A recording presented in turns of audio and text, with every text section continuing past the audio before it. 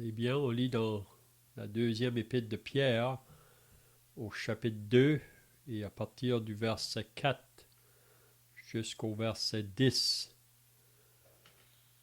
Car si Dieu n'a pas épargné les anges qui ont péché, mais s'il les a précipités dans les abîmes de ténèbres et les réserve pour le jugement, s'il n'a pas épargné l'ancien monde, mais s'il a sauvé Noé, lui huitième, ce prédicateur de la justice, lorsqu'il fit venir le déluge sur un monde d'impies. S'il a condamné à la destruction et réduit en cendres les villes de Sodome et de Gomorrhe, les donnant comme exemple aux impies à venir, et s'il a délivré le juste Lot, profondément attristé de la conduite de ces hommes sans frein dans leur dissolution, car ce juste qui habitait au milieu d'eux tourmentait journellement son âme juste, à cause de ce qu'ils voyaient et entendaient de leurs œuvres criminelles. Le Seigneur sait délivrer de l'épreuve les hommes pieux et réserver les injustes pour être punis au jour du jugement. Ceux surtout qui vont après la chair dans un désir d'impureté et qui méprisent l'autorité. Audacieux et arrogants, ils ne craignent pas d'injurier les gloires. Donc, si vous étiez là 2 semaines passées, on avait regardé le début du chapitre 2 de la deuxième épître de Pierre, puis on avait vu que Pierre voulait mettre en garde les croyants à qui il écrivait concernant de faux docteurs qui viendraient parmi eux. Donc, il nous faisait comprendre que sous l'ancienne alliance, il y a eu des faux prophètes. Donc, on avait dit que si il a eu des faux prophètes, c'est parce qu'il avait des vrais prophètes. Donc, le diable est toujours un imitateur de ce qui est vrai. S'il n'y a pas de vrai, il ne peut pas avoir de faux. Mais parce qu'il y avait des vrais prophètes, donc il y a eu aussi des faux prophètes. Mais Pierre veut faire comprendre que maintenant que nous sommes associés au peuple de la nouvelle alliance, il y aura de même parmi vous de faux docteurs. Donc c'est ça qu'on avait regardé 2 semaines passées. Puis on avait regardé des passages qui étaient associés aux faux prophètes de l'ancienne alliance. Mais aussi, on a vu des passages aussi qui nous parlent des faux docteurs qui est associé à la nouvelle alliance. Puis vraiment, si vous lisez les paroles du Seigneur Jésus dans Matthieu chapitre 7, Jésus a parlé de faux prophètes. Même qu'il disait qu'ils viennent à vous en vêtements de brebis, mais au-dedans, ce sont des loups ravisseurs. Vous les reconnaîtrez à leurs fruits. Donc, c'est comment qu'on peut reconnaître un vrai en contraste avec un faux là. Il dit, vous les reconnaîtrez à leurs fruits. Puis on voit aussi que les apôtres qui ont suivi le Seigneur Jésus, eux aussi nous parlent dans leurs lettres qu'ils ont écrites concernant des faux prophètes ou des faux docteurs. On a l'apôtre Paul, si vous lisez dans les Actes au chapitre 20, quand il parlait aux anciens à Éphèse, il leur disait qu'après que lui allait partir, qu'il allait les laisser là, qu'il viendrait parmi eux des faux docteurs, des personnes qui vont s'introduire, des personnes qui vont même s'élever du milieu d'eux. Puis ces personnes-là, vraiment, une manière qu'on peut les reconnaître aussi, c'est qu'ils ne cherchent pas à élever Dieu ou à élever le Seigneur Jésus-Christ, mais c'est plutôt, ils cherchent à s'élever eux-mêmes, puis ils regardent vraiment à leur intérêt et non pas à l'intérêt du peuple. Puis on voit ça tout au long vraiment. Donc on peut dire le vrai prophète, c'est celui qui exalte Dieu, qui élève la personne du Seigneur Jésus, parce que Pierre nous dit dans les Actes des Apôtres, là, quand il a prêché dans la maison de Corneille, il pouvait dire que tous les prophètes rendent de lui, c'est-à-dire de Jésus, le témoignage que quiconque croit en lui reçoit par son nom le pardon des péchés. Donc on pourrait dire que tous les vrais prophètes qui ont parlé de la part de Dieu ont exalté, si on peut dire, la personne du Seigneur Jésus-Christ parce qu'ils voyaient que dans le Seigneur Jésus-Christ, qui était aussi un prophète, si on peut dire, mais il était le prophète des prophètes, puis c'était le prophète sauveur pour l'humanité. Donc tous les vrais prophètes ont reconnu ça, ils ont annoncé ça. Mais tous les faux, souvent, eux, ils abaissent la personne du Seigneur Jésus pour s'exalter eux-mêmes. Donc on peut voir ça. Donc aussi, on voit ici que Pierre en parle dans sa deuxième lettre. Puis si vous lisez dans l'épître de Jude, Jude parle aussi concernant des faux qui vont s'infiltrer au milieu du peuple de Dieu. On voit aussi Jean nous parle de ça dans son épître, au chapitre 2.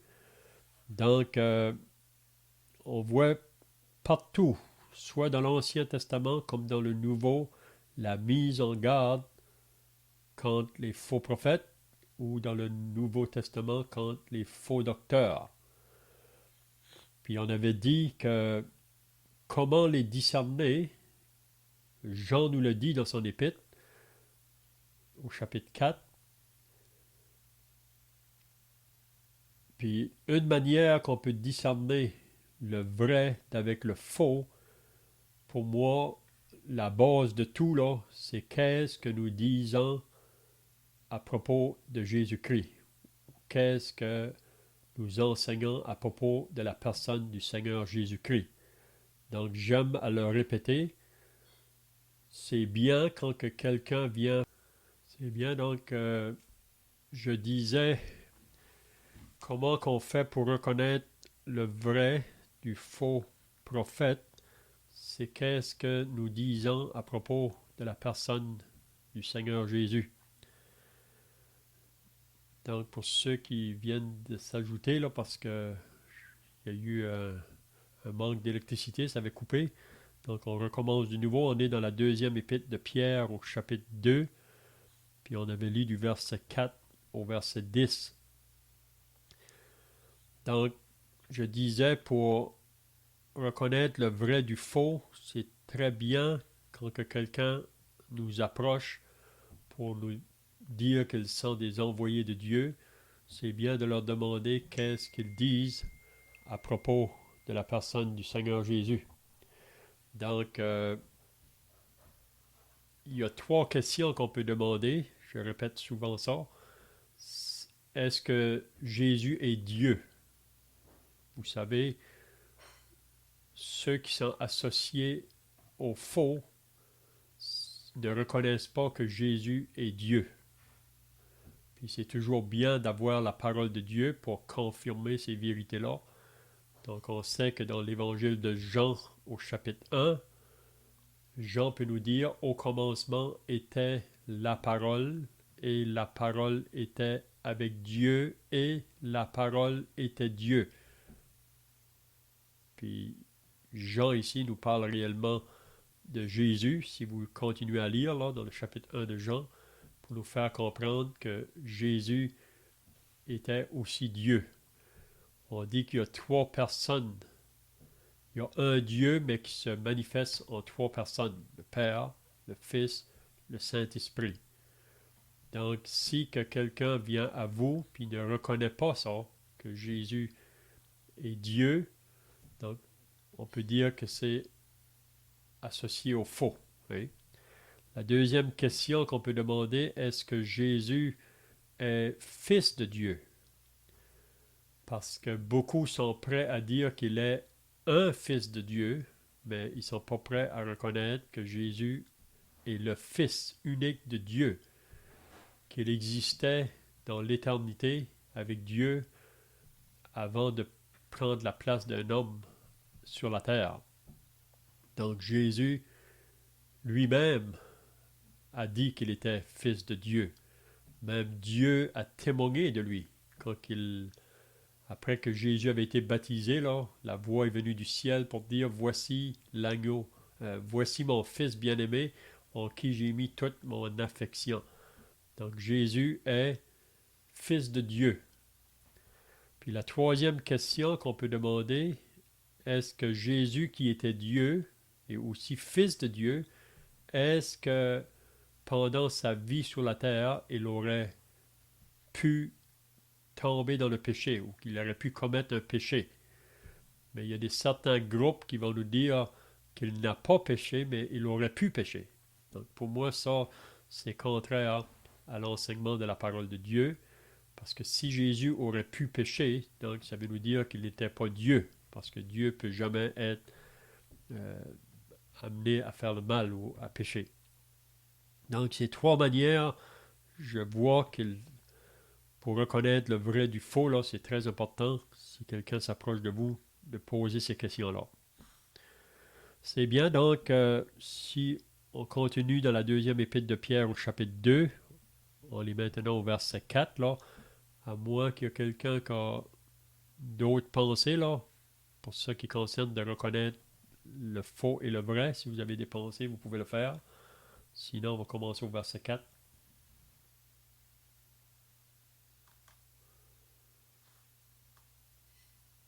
C'est bien, donc le verset 4, là, Pierre va nous dire que si Dieu n'a pas épargné, donc qu'est-ce que Pierre va apporter ici? C'est des faits historiques, si on peut dire, qui s'est passé longtemps passé dans l'histoire de l'humanité pour nous faire comprendre que Dieu juge ceux qui refusent de se repentir ou de croire en lui. Donc Dieu va juger. Il a jugé, il va juger. Donc il dit au verset 4, premièrement, il parle des anges. Car si Dieu n'a pas épargné les anges qui ont péché, donc ici Pierre nous parle à propos des anges qui ont péché. Puis il nous dit que Dieu ne les a pas épargnés. Donc si Dieu n'a pas épargné les anges qui ont péché, il n'épargnera pas non plus les hommes qui vont pécher. Oui.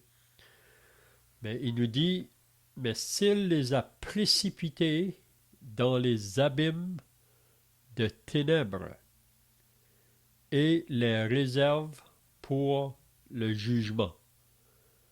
Donc ici, on croit que les anges qui ont péché, c'est probablement au temps de la chute là, de Lucifer. Si on lirait dans Ésaïe ou dans le livre d'Ézéchiel, on lit à propos de ce chérubin, ange créé de Dieu, qui faisait partie de la créature de Dieu angélique. Cet ange-là, chérubin, à un moment donné, il est sorti de sa place, si on peut dire, pour vouloir s'élever, pour s'asseoir sur le trône de Dieu ou prendre la place de Dieu. Oui. Mais ça, c'est vraiment le péché de l'orgueil. Puis une chose qu'on peut aussi comprendre, là, que Dieu a créé les anges, a créé l'homme, mais il laisse aussi à l'ange ou à l'homme leur propre décision à faire ou leur propre choix là, devant lui. Hein? Dieu les a créés, Dieu les a créés pour son plaisir, Dieu a donné ses commandements, il a dit qu'est-ce qu'on doit faire, si on peut dire, c'est lui le créateur, c'est lui qui peut nous ordonner, mais le moment que l'ange ou les hommes veulent aller contraire à ce que Dieu dit, donc ça veut dire qu'on prend un autre chemin que Dieu là. Donc à ce moment-là, on va être sous la condamnation de Dieu, à moins de se repentir puis de revenir. Mais on sait que pour les anges, il n'y a pas de repentance. Donc, si Dieu n'a pas épargné les anges, donc vous savez que le moment que ce chérubin a voulu s'asseoir sur le trône de Dieu, Dieu l'a jeté en dehors. Hein? Dieu l'a jeté en dehors du ciel, puis beaucoup d'autres anges l'ont suivi. Donc on voit cet ange chérubin qui avait une grosse influence sur les d'autres anges, puis ils l'ont suivi. Donc ici on peut voir que ces anges-là, Pierre nous dit, Dieu ne les a pas épargnés, il les a précipités dans les abîmes de ténèbres et les réserve pour le jugement. Donc il y a un jugement pour ces anges-là à venir. Présentement, ils sont dans l'abîme de ténèbres, mais un jour, ils vont être jugés. Puis on sait que la fin du diable et de ses anges déchus, ça va être l'étang de feu, un lieu où ils seront tourmentés jour et nuit au siècle des siècles. Si vous voulez, on pourrait lire dans le livre de Jude, là, qui nous parle aussi un peu de la même pensée. Le livre de Jude, on peut lire au verset 6, Jude, le verset 6, qu'il a réservé pour le jugement du grand jour, enchaîné éternellement par les ténèbres. Puis là, il nous parle aussi les anges qui n'ont pas gardé leur dignité, mais qui ont abandonné leur propre demeure. Donc on voit les anges déchus, ceux qui ont suivi ce chérubin-là, qui a voulu s'élever au-dessus de Dieu. Donc on peut voir le premier péché, si on peut dire, c'est toujours l'orgueil. L'orgueil, c'est de vouloir s'élever, puis Dieu vraiment résiste à ça. Ok, donc je vois qu'il y a quelqu'un qui vient d'être ajouté là. Donc on est dans 2 Pierre au chapitre 2 et le verset 4. Donc on parle concernant les anges que Dieu n'a pas épargnés. Puis comme on vient de dire, la raison que Pierre nous dit ça, si Dieu n'a pas épargné les anges qui ont péché, il ne va pas non plus épargner l'homme qui pêche, qui va pécher. Okay? Donc, car si Dieu n'a pas épargné les anges, mais s'il les a précipités dans les abîmes de ténèbres et les réserve pour le jugement. Donc un jour, les anges qui ont détourné, qui se sont détournés de Dieu, seront sous le jugement de Dieu. Donc ça, c'est la première chose que Pierre nous dit concernant que Dieu ne va pas épargner là, ou qu'il va juger ces anges qui se sont détournés de lui. Donc le verset 5 maintenant, 2 Pierre 2, 5. À moins quelqu'un d'autre pensée ici là, vous pouvez le faire si vous avez d'autres pensées.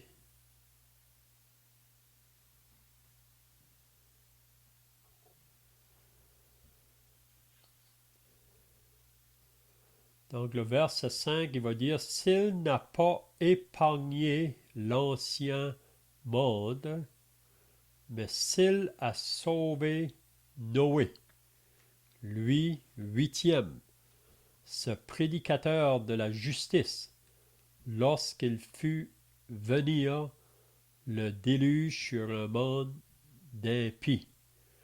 Donc ici, Pierre parle encore que Dieu n'a pas épargné l'ancien monde. Donc ça, c'est ceux qui ont vécu avant le déluge. Vous savez que le déluge est venu sur la terre 1500 ans après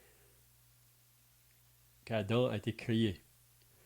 Donc il s'est écoulé 1500 ans, puis avant que Dieu envoie le déluge sur la terre, en ce temps-là, si vous lisez dans Genèse au chapitre 6, ça dit que Dieu voyait que la méchanceté des hommes était grande sur la terre, que la terre était corrompue, qu'elle était pleine de violence.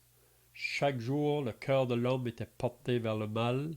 Ça, c'était la condition des hommes avant le déluge. Donc, si on regarde la condition des hommes aujourd'hui, pour moi, c'est probablement plus avancé dans le mal.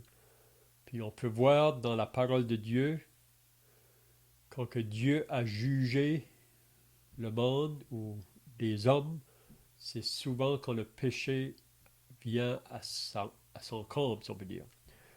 Donc Pierre nous fait comprendre que si Dieu n'a pas épargné l'ancien monde, puis pourquoi que Dieu a dû juger ce monde, c'est parce que ils étaient très très loin de Dieu. Mais si vous vous rappelez, Noé a trouvé grâce aux yeux de Dieu dans ce temps-là. Puis Dieu a utilisé Noé comme un prédicateur, comme celui qui va avertir les gens de sa génération. Puis on croit que dans toute l'histoire de l'humanité, que Dieu a toujours eu ses serviteurs. Il y a toujours eu ceux qui vont parler de sa part. Puis si vous lisez l'Ancien Testament, vous allez voir des hommes que Dieu va élever, les prophètes, les vrais prophètes, qui vont parler de la part de Dieu pour avertir. Puis quand ils viennent pour parler au peuple, c'est toujours pour les détourner de leur voie de péché ou de leur voie d'égarement. Donc Noé, si vous vous rappelez, en construisant son bateau, Dieu lui avait demandé de construire un arche, un grand bateau, pour lui et sa famille. Donc pendant la construction de cette arche avec ses 3 fils, Noé annonçait le jugement qui allait venir. Puis il disait la raison pourquoi. Donc il pouvait dire repentez-vous. Il pouvait dire il y a seulement un moyen de refuge. Puis c'était d'être dans l'arche. Puis si vous vous rappelez, 7 jours avant le déluge, Dieu a dit à Noé d'entrer dans l'arche avec sa famille. Il y a des animaux qui ont entré aussi. Puis on peut penser que Noé était à la porte là, 7 jours avant, pour lancer des avertissements. Il faut venir. Il faut se repentir. Il faut se détourner de la voie du péché. Il faut entrer dans le refuge. Mais si vous vous rappelez, il n'y a personne qui a répondu à la prédication de Noé excepté sa famille, sa femme, ses 3 fils et leur femme. Et donc il y a 8 personnes qui ont échappé le déluge du temps de Noé. Puis vous vous rappelez que Jésus dit dans Matthieu 24, ce qui est arrivé au temps de Noé arrivera de même à l'avènement du Fils de l'homme. Donc, la première chose donc que Pierre nous dit, Dieu n'a pas épargné les anges qui ont péché. Dieu n'a pas épargné le monde du temps de Noé, la génération qui vivait du temps de Noé. À cause de leur péché, Dieu ne les a pas épargnés. Puis ensuite, il parle d'un troisième groupe de personnes que Dieu n'a pas épargné. C'est le verset 6. S'il a condamné à la destruction et réduit en cendres les villes de Sodome et de Gomorrhe, les donnant comme exemple aux impies à venir. Donc, vous vous rappelez des villes de Sodome et de Gomorrhe. C'était des villes qui étaient associées au péché de la débauche dans toutes ses formes. Ça veut dire le péché où on livre notre corps. Hein? Puis si vous vous rappelez, vous savez ce qui se passait à Sodome et Gomorrhe.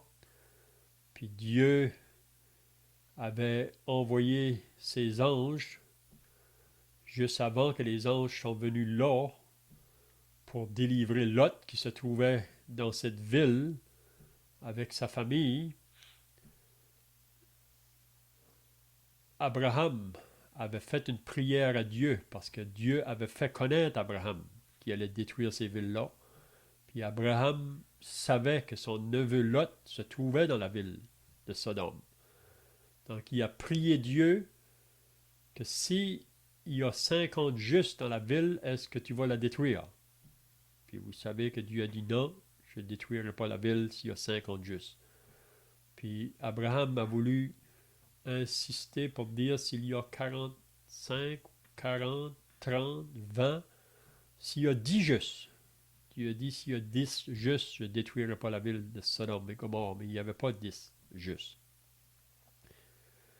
Donc, Dieu a jugé ces deux villes-là. Si vous lisez dans Genèse 19, vous allez voir que les anges sont venus pour faire sortir Lot.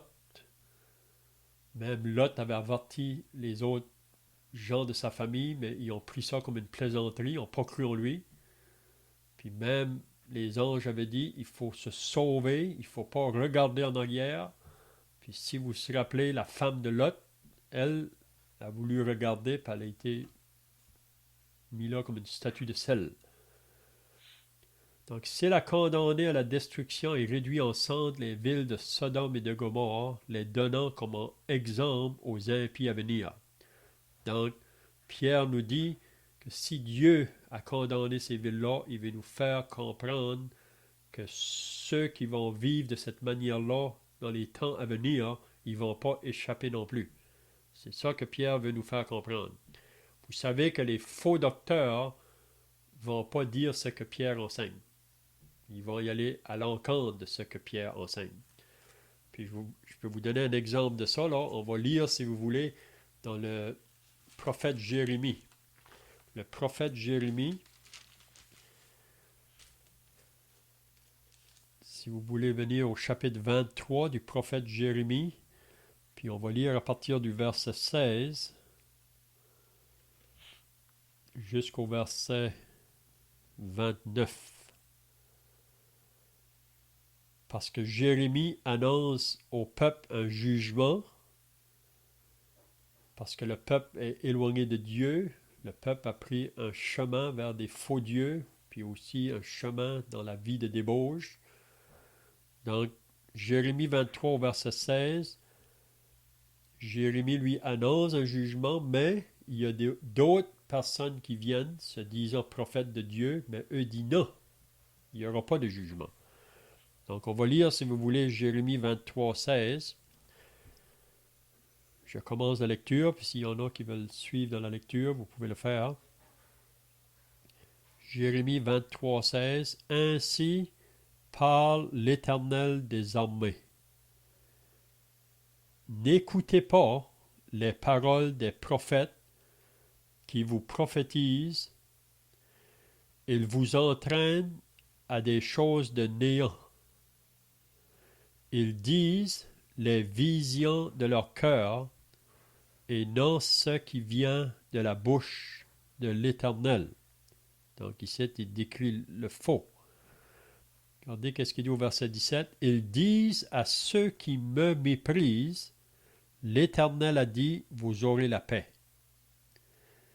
Et ils disent à tous ceux qui suivent les penchants de leur cœur, il ne vous arrivera aucun mal. Est-ce que quelqu'un veut continuer?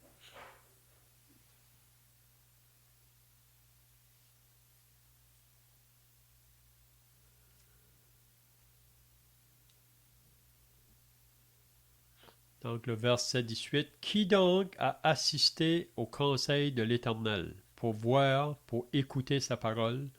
Qui a prêté l'oreille à sa parole? Qui l'a entendu? Voici la tempête de l'Éternel, la fureur éclate, l'orage se précipite, il fend sur la tête des méchants. La colère de l'Éternel ne se calmera pas, jusqu'à ce qu'il ait accompli, exécuté les desseins de son cœur. Vous le comprendrez dans la suite des temps. Je n'ai point envoyé ces prophètes. Donc on pense en parlant des faux prophètes. Je ne les ai point envoyés, ils ont couru. Je ne leur ai point parlé, ils ont prophétisé. S'ils avaient assisté à mon conseil, ils auraient dû faire entendre mes paroles à mon peuple et les faire revenir de leur mauvaise voie, de la méchanceté de leurs actions. Ne suis-je un Dieu que de près, dit l'Éternel, et ne suis-je pas aussi un Dieu de loin? Quelqu'un se tiendra-t-il dans un lieu caché sans que je le voie, dit l'Éternel? Ne remplis-je pas moi les cieux et la terre, dit l'Éternel? J'ai entendu ce que disent les prophètes, qui prophétisent en mon nom le mensonge, disant, j'ai eu un songe, j'ai eu un songe. Jusqu'à quand ces prophètes veulent-ils prophétiser le mensonge, prophétiser la tromperie de leur cœur? Ils pensent faire oublier mon nom à mon peuple par les songes que chacun d'eux raconte à son prochain, comme leurs pères ont oublié mon nom pour Baal. Donc peut-être qu'on peut arrêter là, mais c'est pour montrer que les faux vont aller à l'encontre des vrais prophètes. Puis c'est la même chose dans la Nouvelle Alliance. Les faux docteurs vont aller à la rencontre des vrais docteurs, si on peut dire. Donc on pourrait dire que Pierre était vraiment un docteur envoyé de Dieu pour dire la vérité, mais il y a toujours les faux. Mais là, Pierre ici, c'est la raison pourquoi il met en garde les croyants à qui il écrit. Faites attention, faites attention. Puis si Pierre a pu dire ça au début de l'Église, nous sommes rendus présentement à la fin de la dispensation de l'Église, puis encore plus, les faux se multiplient partout. Ils vont à l'encontre que Dieu un jour va juger. Vous savez, ça c'est un langage que le monde ne veut pas entendre. C'est pour ça que Paul nous dit dans sa deuxième épître à Timothée, prêche la parole, insiste en toute occasion, favorable ou non, car il viendra un temps où les hommes ne voudront pas entendre la sainte doctrine ou entendre la vérité comme qu'elle doit être prêchée. Donc ils vont se faire une foule de docteurs, donc une foule de gens qui vont leur dire des choses agréables. Hein? Mais le vrai docteur va donner l'avertissement. Donc, Pierre veut faire comprendre, donc, si Dieu n'a pas épargné les anges, il n'a pas épargné l'ancien monde dans le temps de Noé, s'il n'a pas épargné Sodome et Gomorrhe, donc il ne faut pas penser que si vous suivez la voie du méchant, que vous allez épargner. C'est ça que Pierre veut nous faire comprendre. On va terminer avec le verset 7. En contraste avec ceux que Dieu n'a pas épargnés, là, on voit qu'il épargne ici au verset 7, Lot. Vous savez, si on n'avait pas ce passage ici dans le Nouveau Testament, peut-être qu'on pourrait avoir des doutes que Lot était réellement un croyant. Mais ici, Pierre nous fait comprendre que Lot était réellement un croyant.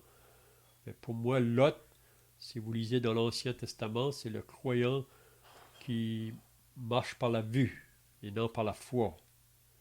C'est un croyant qui est apporté par la chair et non pas par l'Esprit de Dieu. Donc il a pris des décisions, puis Lot s'est trouvé dans la ville de Sodome, mais Dieu l'a préservé là, parce qu'Abraham a prié pour son neveu.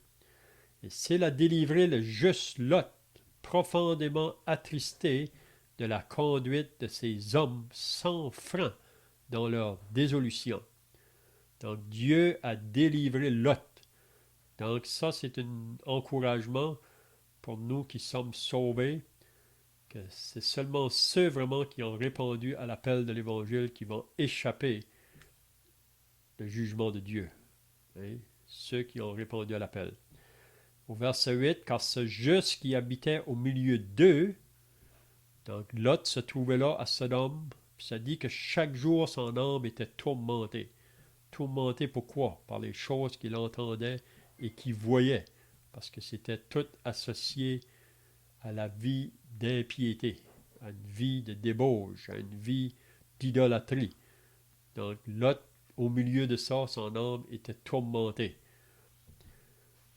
Mais le Seigneur sait délivrer de l'épreuve les hommes pieux et réserver les injustes pour être punis au jour du jugement. Ceux surtout qui vont après la chair dans un désir d'impureté et qui méprisent l'autorité, audacieux et arrogants, ils ne craignent pas d'injurier les gloires. Donc, Pierre nous fait comprendre, donc, il y aura une délivrance pour le juste.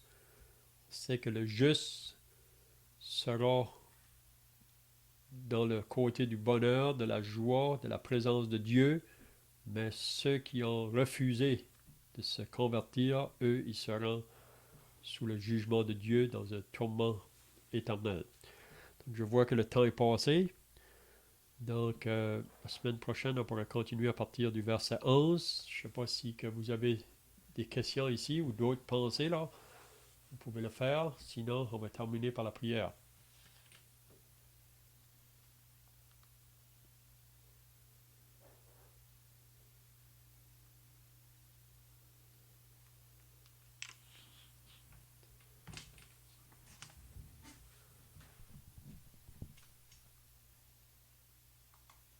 Prions.